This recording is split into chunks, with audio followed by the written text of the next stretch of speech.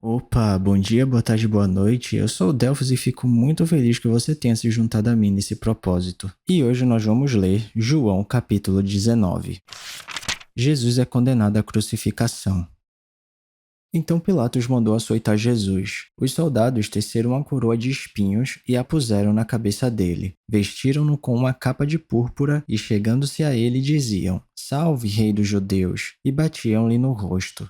Mais uma vez Pilatos saiu e disse aos judeus: Vejam, eu o estou trazendo a vocês, para que saiba que não acho nele motivo algum de acusação. Quando Jesus veio para fora, usando a coroa de espinhos e a capa de púrpura, disse-lhes Pilatos: Eis o homem. Ao vê-lo, os chefes dos sacerdotes e os guardas gritaram: Crucifica-o! Crucifica-o! Mas Pilatos respondeu: Levem-no vocês e crucifiquem-no. Quanto a mim, não encontro base para acusá-lo. Os judeus insistiram: Temos uma lei, e de acordo com essa lei, ele deve morrer, porque se declarou filho de Deus. Ao ouvir isso, Pilatos ficou ainda mais amedrontado e voltou para dentro do palácio. Então perguntou a Jesus: De onde você vem? Mas Jesus não lhe deu resposta. Você se nega a falar comigo? Disse Pilatos. Não sabe que eu tenho autoridade para libertá-lo e para crucificá-lo? Jesus respondeu: Não terias nenhuma autoridade sobre mim se esta não te fosse dada de cima. Por isso, aquele que me entregou a ti é culpado de um pecado maior. Daí em diante, Pilatos procurou libertar Jesus, mas os judeus gritavam: Se deixares esse homem livre, não és amigo de César. Quem se diz rei, opõe-se a César. Ao ouvir isso, Pilatos trouxe Jesus para fora e sentou-se na cadeira de juiz, num lugar conhecido como pavimento de pedra, que em aramaico é Gábata. Era o dia da preparação na semana da Páscoa, por volta das 6 horas da manhã. Eis o rei de vocês, disse Pilatos aos judeus, mas eles gritaram: Mata, mata, crucifica-o. Devo crucificar o rei de vocês? Perguntou Pilatos. Não temos rei, senão César, responderam os chefes dos sacerdotes. A crucificação. Finalmente Pilatos o entregou a eles para ser crucificado. Então os soldados encarregaram-se de Jesus. Levando a sua própria cruz, ele saiu para o lugar chamado Caveira, que em aramaico é chamado Gólgota. Ali o crucificaram, e com ele 2 outros, um de cada lado de Jesus. Pilatos mandou preparar uma placa e pregá-la na cruz, com a seguinte inscrição: Jesus Nazareno, o Rei dos Judeus. Muitos dos judeus leram a placa, pois o lugar em que Jesus foi crucificado ficava próximo da cidade, e a placa estava escrita em aramaico, latim e grego. Os chefes dos sacerdotes dos judeus protestaram junto a Pilatos: Não escrevas o rei dos judeus, mas sim que esse homem se dizia rei dos judeus. Pilatos respondeu: O que eu escrevi, escrevi. Tendo crucificado Jesus, os soldados tomaram as roupas dele e as dividiram em 4 partes, um para cada um deles, restando a túnica. Esta, porém, era sem costura, tecida numa única peça, de alto a baixo.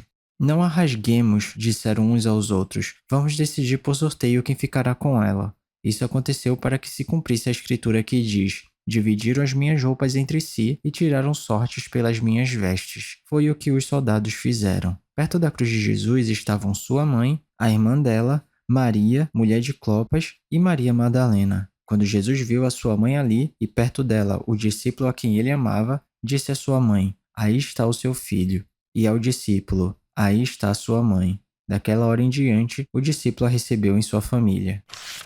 A morte de Jesus. Mais tarde, sabendo então que tudo estava concluído para que a escritura se cumprisse, Jesus disse: Tenho sede. Estava ali uma vasilha cheia de vinagre. Então embeberam a esponja nela, colocaram a esponja na ponta de um caniço de sopo e a ergueram até os lábios de Jesus. Tendo provado, Jesus disse: Está consumado. Com isso, curvou a cabeça e entregou o espírito. Era o dia da preparação, e o dia seguinte seria um sábado especialmente sagrado. Como não queriam que os corpos permanecessem na cruz durante o sábado, os judeus pediram a Pilatos que mandassem quebrar as pernas dos crucificados e retirar os corpos. Vieram então os soldados e quebraram as pernas do primeiro homem, que fora crucificado com Jesus, e em seguida as do outro. Mas quando chegaram a Jesus, constatando que já estava morto, não lhe quebraram as pernas. Em vez disso, um dos soldados perfurou o lado de Jesus com uma lança e logo saiu sangue e água. Aquele que o viu, disso deu testemunho, e o seu testemunho é verdadeiro. Ele sabe que está dizendo a verdade, e dela testemunha para que vocês também creiam. Estas coisas aconteceram para que se cumprisse a Escritura: nenhum dos seus ossos será quebrado. E como diz a Escritura noutro lugar, olharão para aquele que transpassaram. O sepultamento de Jesus.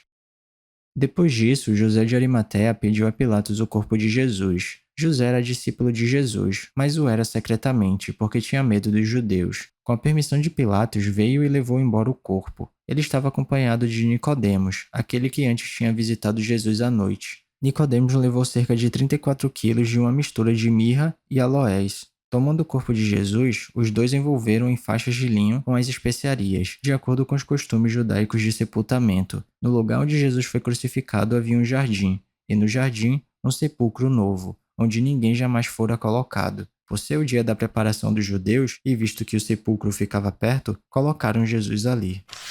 E é isso, chegamos ao final da nossa leitura. Eu espero que você tenha gostado. Se alguma coisa soar estranha ou diferente, eu te encorajo a dar uma pesquisada a respeito disso, porque apesar da Bíblia ser um livro muito atual, ela foi escrita numa época e numa cultura diferente da nossa. Então vale a pena dar uma pesquisada para entender melhor os contextos históricos e culturais. Ah, e esse vídeo aqui não é para substituir o devocional não, tá? É só um plus, é só um bônus, é só um incentivo.